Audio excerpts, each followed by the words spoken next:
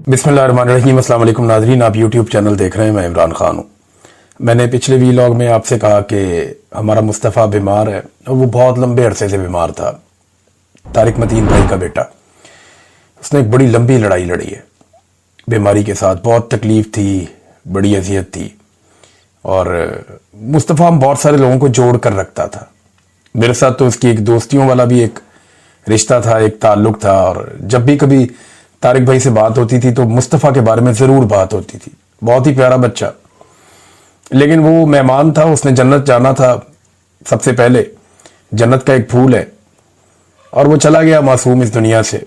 लेकिन तारिक मतीन भाई ने कोई कसर नहीं छोड़ी कि एक बाप जो मैक्सिमम कर सकता है अपने बेटे के लिए, जिस हद तक वो जा सकता है, उन्होंने अपनी पूरी कोशिश की है। तो मैंने आपसे कहा कि दुआ कीजिएगा मुस्तफ़ा के लिए। तो अब वेरी नेक्स्ट वीलॉग में मैं आपको बता रहा हूं कि वो अब इस दुनिया में नहीं रहा और यानी हमें इस बात का आइडिया था, जिस तरह वो बीमार था बहुत ज़्यादा, तो ये चीज़ें दिमाग में रहती थी। कभी कभी ये ख्याल आता था, लेकिन कभी ऐसे सोचा नहीं था कि जब वो जाएगा तो इतना खालीपन महसूस होगा। तो ये बड़ी तकलीफ़ है और तकलीफ़ की इस घड़ी में मैं तारिक मतीन भाई के पास भी नहीं हूँ। अल्लाह ताला उनको सब्र अता फरमाए, हिम्मत अता फरमाए और हम सबको सब्र दे अल्लाह ताला, हम सबको हौसला दे। मुस्तफ़ा बहुत बहादुर बच्चा था, बहुत बहादुर बच्चा था। उससे मैंने हिम्मत सीखी। जिस तरह मुस्कुराते हुए उसने बगैर किसी गिले और शिकवे के इतनी तकालीफ का सामना किया, इसकी कोई और मिसाल कम मिलती है। तो माँ के लिए, बाप के लिए तो सबसे बड़ा दुख है, लेकिन वक्त जो है वो बड़ा मरहम होता है और मैं उम्मीद करता हूं कि दोनों अपने माँ बाप के लिए मुस्तफ़ा इस दुनिया में और अगले जहान में अच्छाई का बाइस बनेगा इंशाअल्लाह। अल्लाह ताला उन्हें सब्र अता फरमाए, आमीन। अब नाज़रीन, आज़ाद कश्मीर में सूरत हाल ये है कि शोहदा के जनाजे पढ़ाए जा रहे हैं। जो आज़ाद कश्मीर की हुकूमत है उसने फिर खुद से ये बताया और इस बात का एतराफ़ किया कि वहां पे लोग शहीद हुए हैं। 6 शहरियों के बारे में उन्होंने कंफर्म किया और 3 पुलिस वालों के बारे में भी कह रहे हैं कि 3 पुलिस वाले भी शहीद हो गए इस लड़ाई में। और ये जो पुलिस वाले हैं ये आज़ाद कश्मीर के पुलिस वाले हैं। इस बारे में मैं आपको एक बात बताऊंगा, बड़ी चौंका देने वाली बात है, लेकिन मैंने ये बात सुनी थी आज से लगभग 1 साल पहले और मुझे ये बात बताई थी जनाब अहमद फरहाद साहब ने। अहमद फरहाद साहब का ताल्लुक आज़ाद कश्मीर से, वो एक शानदार शायर है, सहाफ़ी हैं, बड़े अच्छे मुकर्रर हैं। तो अहमद भाई से मुलाकात हुई उस वक्त जब वो जबरी तौर पे एजेंसियों की कैद में लापता थे। तो जब ये मामला मोहसिन अख्तर कियानी साहब की अदालत में बहुत उठा तो एजेंसियों ने उन्हें आज़ाद कश्मीर पुलिस के हवाले कर दिया। पहले पुलिस उन्हें लेना नहीं चाहती थी, लेकिन फिर ज़बरदस्ती उनके हवाले किया गया और उन्हें कहा गया जी अपने खाते इसको डालें आप। तो वहां अहमद फरहाद साहब ने मुझे बताया था उस वक्त कि उन्हें कुछ इंफॉर्मेशन मिली थी पुलिस की हिरासत में। एक तो पुलिस ने उन्हें यह कहा था कि हमारा इसमें कोई किरदार नहीं है, जो आपके साथ जुल्म और ज्यादती हो रही है, हम आपकी साइड पे हैं और आपके साथ गलत हो रहा है। दूसरा, वहां पे क्योंकि उनके साथ अहमद फरहाद का ये एक खूबी है कि वो जहां बैठते हैं वहां पे एक महफिल लगाते हैं और लोग उनसे बात करना चाहते हैं। वो बहुत सोशल इंसान है, बहुत ज्यादा इंसान दोस्त आदमी है। तो वो पुलिस वालों ने भी उनसे बहुत बातें की, हत्ता के ऑफिसरान ने भी बातें की उनके साथ। तो उस वक्त उनके ऊपर जो इंकशाफात हुए वो उन्होंने मुझे बताए थे। उन्होंने कहा कि मिलिट्री एस्टेब्लिशमेंट ये चाहती थी, जब पिछली मर्तबा आज़ाद कश्मीर के अंदर अवामी एक्शन कमेटी निकली तो वो ये चाहते थे कि आज़ाद कश्मीर के कुछ पुलिस वाले शहीद हो जाए या उनका खून बह जाए।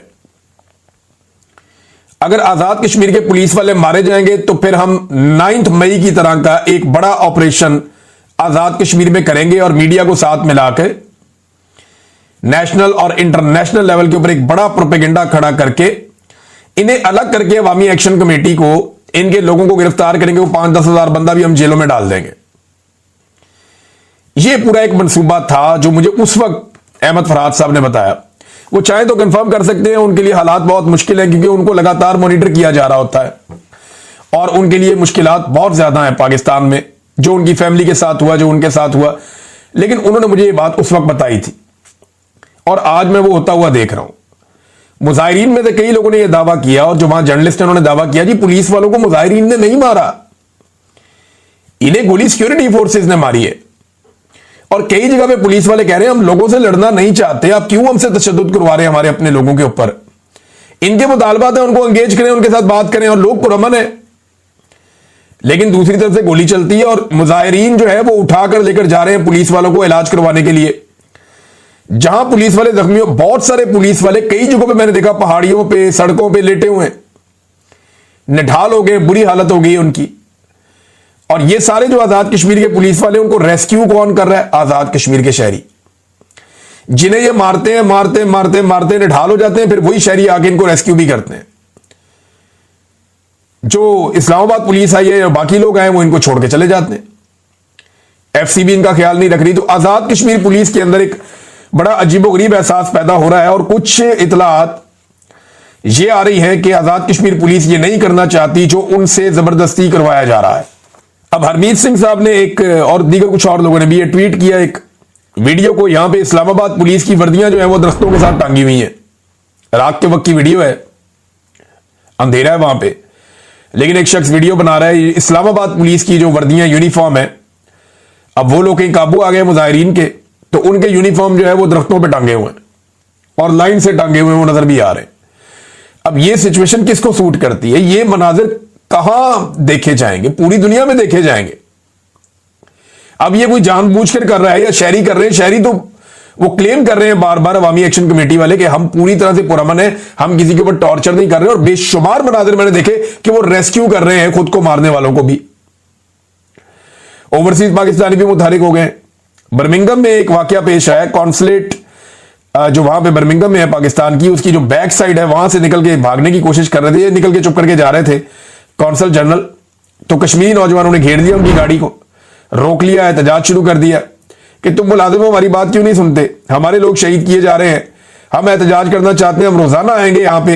और हमने बार बार कहा कि हम कॉन्सुलेट में आके अपने एक नुमाइंदे को भेज के अंदर एक बाकायदा एहतजाज रिकॉर्ड करवाना चाहते हैं ताकि वो रिकॉर्ड का हिस्सा रहे।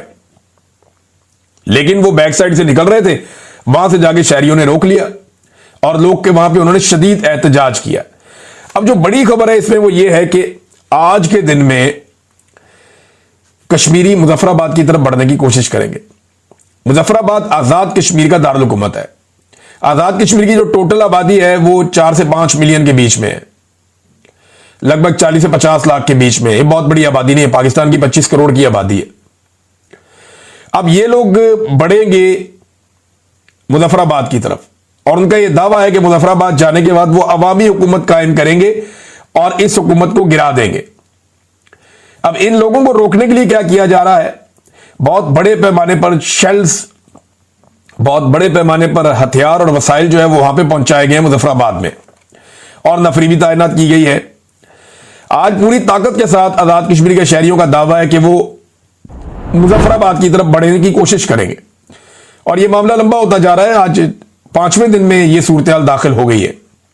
28 तारीख से यह सूरत-ए-हाल खराब हुई है, फिर 29, 30, 1 और अब 2 तारीख है। 2 तारीख तक जूं का तू यह सारा मामला चल रहा है। सरकारी मशीनरी का, वसाइल का और ताकत का बेदरेग इस्तेमाल हमने देखा है। दोनों तरफ से मुतजाद इतलात आ रही हैं। जो अवामी एक्शन कमेटी बता रही है वो नुकसान बहुत ज्यादा है, शोहदा का भी, जख्मियों का भी, वो बहुत बड़ा है। लेकिन जो सरकार बता रही है वो उतना बड़ा नहीं है। लेकिन इन बिटवीन भी अगर कहीं पे है तो ये एक बड़ा सानिया है और ये साने के अंदर मजीद तब्दील हो सकता है। मुज़ाकरात बार बार नाकाम हो रहे हैं और एस्टेब्लिशमेंट जो है वो जो आजाद कश्मीर की सियासत है उसके ऊपर से कब्जा छोड़ने पर राजी नहीं हो रही। और नाज़रीन एक चीज और आप गौर कीजिए कि पाकिस्तान के जितने भी टीवी चैनल्स हैं उनमें से किसी ने भी आजाद कश्मीर के इस इंसिडेंट की कवरेज नहीं की, बल्कि वो चला रहे कि जी नाकाम हो गया, निकला ही कोई नहीं, कोई एहतजाज नहीं हो रहा। वो तस्वीर का एक ऐसा रुख पेश कर रहे हैं जिसमें तस्वीर है ही नहीं।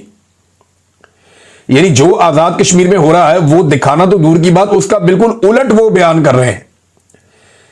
इसी तरह की रिपोर्टिंग हो रही थी जब मशरकी पाकिस्तान बांग्लादेश में कन्वर्ट हो रहा था 1971 में। सहाफियों का एक वफद भेजा गया, उन्होंने आके जिस तरह की रिपोर्टिंग की, उन्होंने कहा जी उधर सत्ते खैरा ने सब ठीक है, बांग्लादेश में कुछ ऐसा नहीं है, हालात बड़े कंट्रोल्ड हैं, सब चीजें बहुत अच्छी हैं, कोई कामयाबी नहीं हो रही। और फिर सारी सूरत बदल गई। बिल्कुल वैसी रिपोर्टिंग आज भी पाकिस्तान का मीडिया पाकिस्तान की एस्टेब्लिशमेंट के दबाव के ऊपर कर रहा है। पाकिस्तान की जो मिलिट्री एस्टेब्लिशमेंट है ना, उसने सारों के साथ ही लड़ाई कर ली है, सारी जिंदगी कश्मीर का और फलस्तीन का चूरन बेचा, और आज वही एस्टेब्लिशमेंट कश्मीरियों पे भी हमलावर है, जबकि फलस्तीनियों के मामले में भी एक मुतनाज़े मंसूबे में खुद को हुकूमत ने फंसा लिया है और बहुत बुरी तरह फंसा लिया है। अब पाकिस्तान का कौन सा इलाका है जहां पे एस्टेब्लिशमेंट की मुखालफत नहीं है? मिलिट्री एस्टेब्लिशमेंट को आप देख लें, कबायली इलाकों में शदीद मुखालफत है, मादनियात के मामले में शदीद मुखालफत है, वसाइल पे कब्जे के मामले में शदीद मुखालफत है, पंजाब से जो सिंध में पानी जाता है वहां से नहरें निकालने के मामले में सिंध में शदीद मुखालफत है, जो कराची में महाजर आबादी है वो शदीद नफरत करते हैं मिलिट्री एस्टेब्लिशमेंट से। पंजाब में सबसे बड़ी पॉलिटिकल पार्टी और सिंध की सबसे बड़ी पॉलिटिकल पार्टी पाकिस्तान तहरीक-ए-इंसाफ, उसके साथ इन्होंने लड़ाई की हुई है और वहां पे शदीद नफरत पैदा हो रही है एस्टेब्लिशमेंट के खिलाफ। इमरान खान जो पाकिस्तान का सबसे मकबूल अवामी लीडर है इस वक्त, उसके साथ अलग पंगा लिया हुआ एस्टेब्लिशमेंट ने। खैबर पख्तूनख्वा में अलहदा से एक ऑपरेशन शुरू किया हुआ है, मादनियात के अलग चक्कर चल रहे हैं, बलूचिस्तान पे अलग कब्जे की लड़ाई चल रही है, गिलगित बल्तिस्तान के जो शहरी हैं वो भी नाराज हैं और लड़ रहे हैं, मुखालफत कर रहे हैं एस्टेब्लिशमेंट की, और कश्मीर के हालात भी आपके सामने हैं।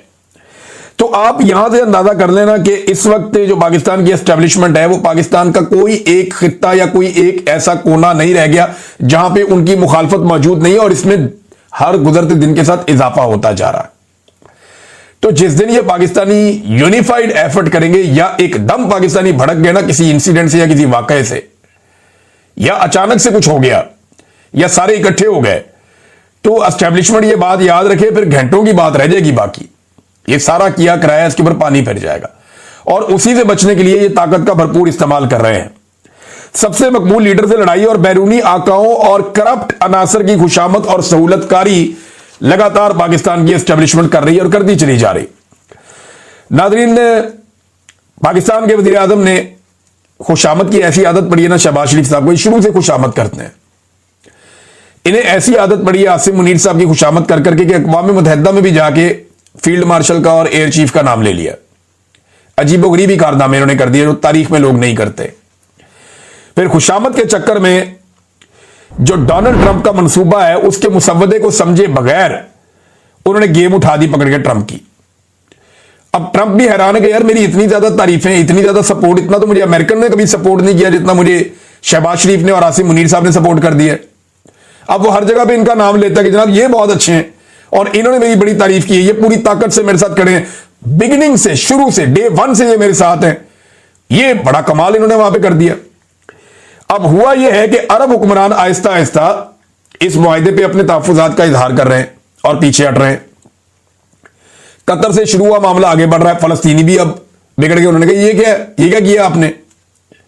ना ये फलस्तीनियों को पसंद आया, ना ये अरबों को पसंद आया, और ना ये पाकिस्तानियों को पसंद आया। लेकिन शहबाज शरीफ साहब ने गेम उठाने के चक्कर में, वो बूट पॉलिश की आदत पड़ी हुई है ना, वो करते करते उन्होंने चुक दी गेम डोनाल्ड ट्रंप की भी। अब पीछे हट नहीं सकते। शहबाज शरीफ अब पीछे हटेंगे तो डोनाल्ड ट्रंप नाराज हो जाएगा कि यार तुमने तो इतनी बड़ी बड़ी बातें की थी, अब क्या हुआ? वहां गेम ज्यादा उठा दी है। अब पीछे हटने के लिए इसाक डार को लॉन्च किया कि बताओ कि थोड़ी गेम ऐसी करो कि ये कुछ और था, वो कुछ और है। तो डोनाल्ड ट्रंप ने हमें बताया कुछ और, जिसपे हम बड़े खुश थे, लेकिन बीच में से निकला कुछ और। अब ये बात खुद शहबाज शरीफ कर भी नहीं सकता, ना फील्ड मार्शल ये बात कर सकते हैं। तो आखिरी स्टेटमेंट जो शहबाज शरीफ का है वो यही है कि डोनाल्ड ट्रंप ने जो कह दिया उसके 20 नुकात हमें मंजूर हैं, बेहतरीन काम किया उसने, और ये 2 रियासतें बना दो जैसे डोनाल्ड ट्रंप कह रहा है। हालांकि डोनाल्ड ट्रंप ने कहीं नहीं कहा कि 2 रियासतें बना दो। वो उससे पहले भी जो स्टेटमेंट आया था उसमें भी कहीं नहीं कहा था कि 2 रियासतें बना दें। अब ये दोनों तरफ से फंस गए। इस तरफ जाते हैं तो ट्रंप नाराज हो जाता है, इस तरफ जाते हैं तो अवाम नहीं छोड़ेगी। और अरब जो है वो भी 2 कदम पीछे हट गए और नेतन्याहू ने अपनी गेम कर दी है। तो पाकिस्तान की जो पॉलिटिकल और मिलिट्री लीडरशिप है ये बहुत बुरी तरह इस खेल के अंदर एक्सपोज हो गए, जल्दबाजी के अंदर। अगर ये जल्दबाजी ना करते, खुशामद की इनको जल्दी ना होती, तो ये इसमें बच जाते। ये जरा कॉन्फिडेंस के साथ आते, ठहराव के साथ आते, समझबूझ के साथ आते कि ठीक है चीजें हो रही है, बाकी भी सारे मुल्क हैं, हम भी नॉर्मली डील करते हैं, जरा डेकोरम के साथ आते, अपनी सेल्फ रिस्पेक्ट के साथ आते तो ये ना होता। इन्होंने जनाब खुशामद करते करते वहां तक पहुंचा दी कि अब इनके पास पीछे हटने का रास्ता ही नहीं बचा। सबने उसको रिजेक्ट कर दिया और अब ये बीच चौराहे में खड़े, और डोनाल्ड ट्रंप हर जगह पे कह रहा है कोई और मेरे साथ है या नहीं, ये मेरे साथ बेहतरीन तरीके से खड़े। ये है जनाब मामला इसका। एक और इससे जुड़ी बड़ी इंपॉर्टेंट चीज, ये मैंने आपको मुख्तलिफ इनकी जो 2 नंबरियां वो पकड़वाई थी, अब ये 1-2 नंबरी और अब इनकी देखें। ये एक ट्रेंड चल रहा है पाकिस्तान में, बल्कि सोशल मीडिया के ऊपर ट्रेंड चल रहा है, पाकिस्तान में इसको बहुत प्रमोट किया जा रहा है। ट्रेंड चल रहा है फलस्तीन थैंक्स पाकिस्तान, कि फलस्तीन पाकिस्तान का शुक्रिया अदा करता है। ये जनाब ट्रेंड चल रहा है और ये इसको बड़ा जबरदस्त तरीके से उठाया जा रहा है ट्रेंड को।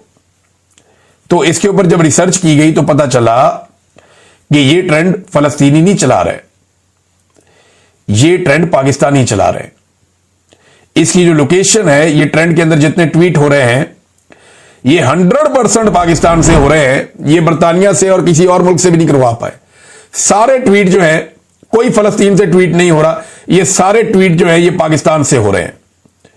इनमें 37% से ज्यादा उर्दू में है और 62% से ज्यादा इंग्लिश में है। और है क्या? फलस्तीन थैंक्स पाकिस्तान। यानी लोगों को बेवकूफ बनाने के लिए जाली ट्रेंड इन्होंने चला दिया, लेकिन जब उसका एनालिसिस निकाला तो पता चला कि यह तो 100% पाकिस्तान से चल रहा है, 100%। ये जनाब रिसर्च की है जो एक सोशल मीडिया के अच्छे रिसर्चर हैं, इन्होंने हुसैन नदीम साहब ने, और उन्होंने बताया जनाब ये तो सारी कार्रवाई पाकिस्तान से बैठ के डाल रहे हैं और ये समझते हैं कि आज से 10 साल पुराना वाला प्रोपेगेंडा करके लोगों को बेवकूफ बना लेंगे। तो ये हो नहीं सकता। इससे पहले इन्होंने वो कोई इश्तिहार के अंदर चलवा के वीडियो, तो शहबाज शरीफ के व्यूज भी बढ़ाए थे, जो अक़वाम मुत्तहिदा में तकरीर चली थी, उसके ऊपर बड़े लोग आके टॉक शोज में उछल उछल के बातें कर रहे हैं। तो वो इश्तिहार है, वो इश्तिहार के जरिए से किया गया। फिर भी इमरान खान साहब का मुकाबला नहीं कर पाए, उनसे कई गुना पीछे हैं, बहुत पीछे हैं अभी। अब नाज़रीन, इमरान खान साहब ने एक स्टेटमेंट भी दिया, उनका स्टेटमेंट इंपॉर्टेंट है, जरा मैं आपको पढ़ के सुनाता हूं जो अहम चीजें उसकी। एक तो तोशाखाना केस के बारे में उन्होंने बात की कि बहुत तेजी से आगे बढ़ाया जा रहा है, और साथ उन्होंने कहा जी कि ये इसलिए किया जा रहा है कि इनके ऊपर फौरी तौर पर इनको सजा दी जाए, इमरान खान साहब को। दूसरा, झूठा मुकदमा साइफर केस, पाकिस्तान की तारीख का महंगा तरीन केस, और कौमी खजाने से अवाम के करोड़ों रुपए उसमें खर्च किए गए। हाई कोर्ट में जाके केस उड़ गया था। अल कादर यूनिवर्सिटी वाला केस बनाया गया, अब इसकी भी टके की औकात नहीं है। इमरान खान साहब ने बताया कि जनाब 10 माह गुजरने के बाद 16 अक्टूबर को इसकी समाअत मुकर्रर की गई है।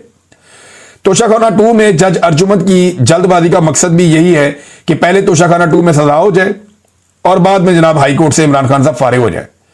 कानून तोशाखाना से गाड़ियां घर में नहीं ले जाई जा सकती, मगर नवाज शरीफ ने खिलाफ कानून तोशाखाना से बुलेट प्रूफ मर्सिडीज निकलवाई।